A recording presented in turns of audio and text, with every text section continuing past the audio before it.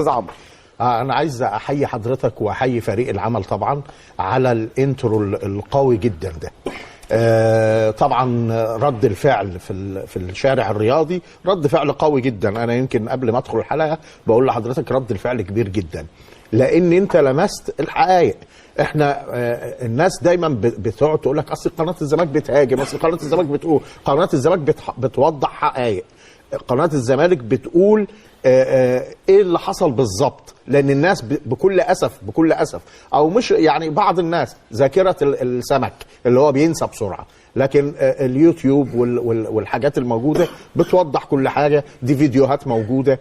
الاعلام اللي بيكيل بمكيالين طبعا بكل اسف الاعلام في مرحله صعبه جدا حاليا، فعلا بيكيل بمكيالين. انا اللي شفته امبارح يا كابتن خالد في مباراه النادي الاهلي لا يعني حاجه انا ما شفتهاش قبل كده. جمهور خرج على القواعد، طيب اخراج خارج عن القواعد طبعا، تعليق حدث ولا حرج. يعني انا بصراحه المعلق امبارح حسسني ان كهربا الهارب حسسني انه بطل قومي. انا حسيت ان ده في بطل قومي الاعلام بيتكلم عنه، والمذيع بيوصف بطل قومي ما حصلش قبل كده. يا جماعه ده لاعب هارب. باعترافكم انتوا كنتوا بتقولوا الكلام ده على عصام الحضري زي ما شفنا الفيديوهات، لما هرب وساب النادي الاهلي كان هو ده توجهكم وده كلامكم. ليه المعايير بتختلف؟ انا مندهش جدا ان الاعلام، طب انا مش مندهش من الجمهور لما يعمل كده، ده جمهور ما عندوش مثلا وعي، بعض الجماهير ما عندهاش واعي، ما فيش مشكله في ده. لكن لما ده يخرج الكلب مكيالين يخرج من اعلاميين كبار او من اعلام بشكل عام، لا يبقى في مشكله كبيره عندنا، يبقى في عندنا ازمه كبيره جدا. لما يخرج كمان من مسؤولين في النادي، لا انت كده عندك ازمه كبيره جدا. ان الناس يعني ايه بيستخدموا بعض الجماهير، بيستخدموهم، بيضحكوا عليهم بمعنى اصح، او بيتعاملوا معاهم على انهم سوري في التعبير قطيع، ممكن نضحك عليه ونقول له اي حاجه.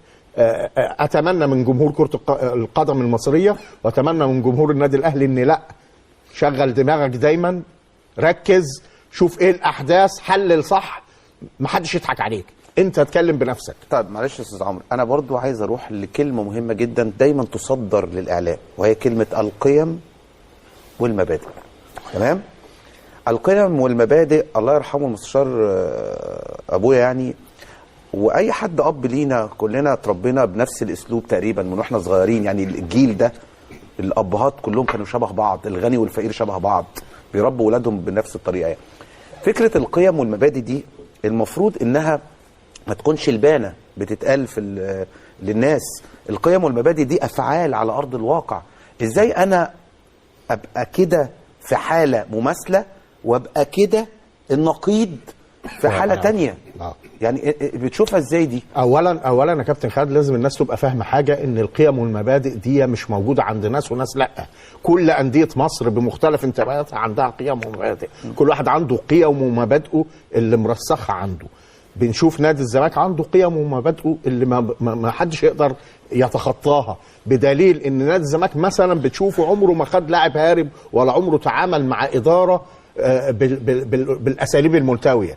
نادي الزمالك حتى لما بيعمل تعاقدات بتشوف التعاقد بتاعه بيمشي في طريقه السليم، ما بقاش فيه كوبري وكده، ما فيش كوبري، ما فيش الكلام ده. فموضوع القيم والمبادئ ده مع كامل احترامي دي تابوهات بتتعمل علشان يضحكوا بيها على الناس السذج. يعني ده تابوهات ما لهاش اي قيمه ولا معنى.